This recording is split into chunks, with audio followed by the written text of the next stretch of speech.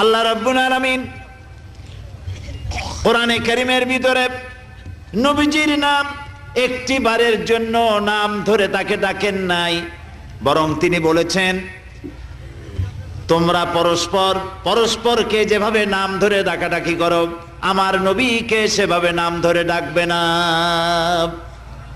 আল্লাহ নিষেধ করেছেন আমার নবীর নাম ধরে ডাকবে না। সুবহানাল্লাহি ওয়া বিহামদিহি। এই পৃথিবীতে যত নবী আসছেন সমস্ত নবীরা হলেন এলাকা ভিত্তিক নবী, অঞ্চল ভিত্তিক নবী। এক এক এলাকার, নূহ আলাইহিস সালাম এক এলাকার, মুসা আলাইহিস সালাম আলাক এলাকার, দাউদ আলাইহিস সালাম আরাক এলাকার, এরকম এলাকা ভাগ ভাগ করা। কিন্তু মুহাম্মদ সাল্লাল্লাহু আলাইহি ওয়াসাল্লামকে আল্লাহ রাব্বুল আলামিন কোন এলাকার জন্য নবী বানান নাই।